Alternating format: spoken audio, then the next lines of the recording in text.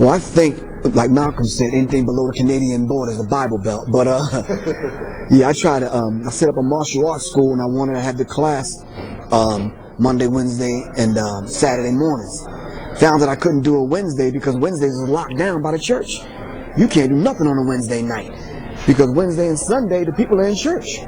So it's like the whole religion thing here on certain days. They got everything on lock, man, and it's critical, and you really feel it when you're trying to do business and when you're trying to do those progressive things after work. After you get off the plantation, you want to come and you want to organize and build. It's hard to do that because now, well then, it was hard to do it because church nights, Bible study, choir rehearsal, you know, you have to contend with all of those things. And you really have to continue. As Dr. Frances Cress Welsing in her book, The ISIS Papers, says that there's 9 areas of people activity that she deals with in here.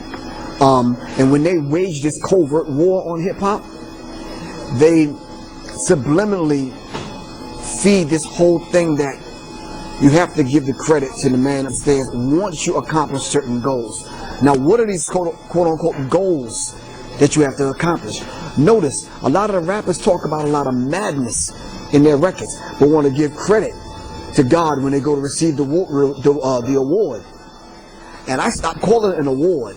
I started calling it a reward, because you're rewarded for doing the damage that you're doing psychologically to your people. And then after they fail and they get rewarded, because white supremacy have a lot of money to pay these rappers for doing what they're doing. Notice all of them got a gun in one hand and a cross around their neck. All of them in the video. You know, when they doing the video and they saying they songs, they pulling on their chains because they still got them chains of mental bondage around their brains. So they pulling on their chains with the cross dangling. You understand what I'm saying? I think it's been impounded in their subconscious mind that that cross has a lot to do with their salvation.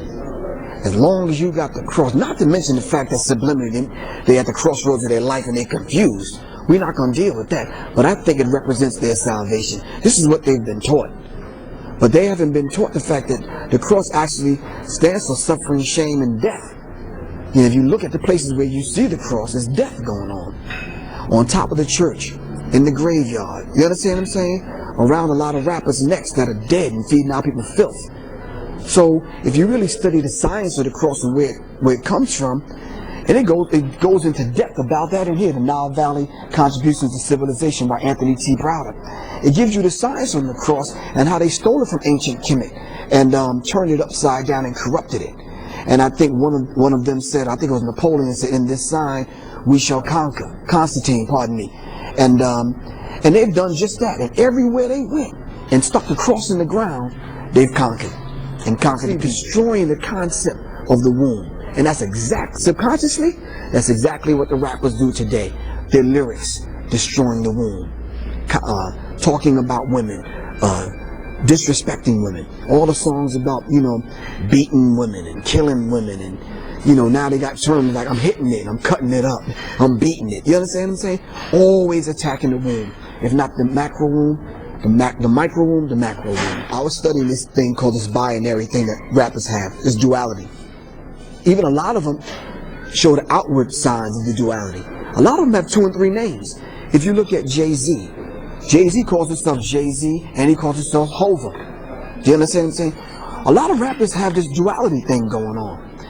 They will disrespect women on CD and in their videos, but you can't talk about their mamas. Do you understand what I'm saying? But as soon as you start talking about their mothers, it's a different story. And I always say this, that if you putting these kind of records out today and you disrespecting the women of today, how about those women that are going to have children one day, male children that's going to grow up and one day disrespect you, your wife, your mother, and your child? You understand what I'm saying? So I think it's very cyclical, and what goes around comes around.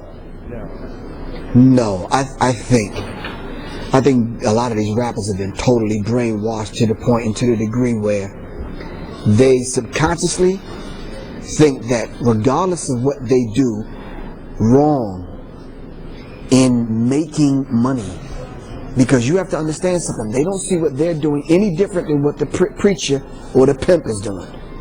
And I think we need to understand it and underline that. So if the rapper says basically, okay, I'm telling the people what they want to hear. Well, the preacher feels the same way. The rapper gets paid for what he's saying to the people on CD and on videos, and the preacher's doing the same thing. So they don't see it different. Now, whence came the pimp?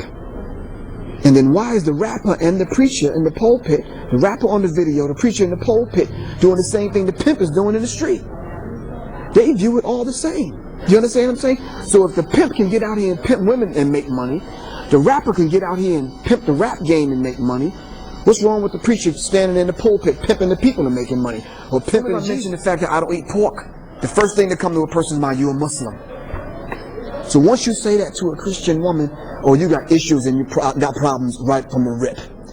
And our slave masters' children have inbred it in our minds. There's two things that you should never talk about: religion and politics.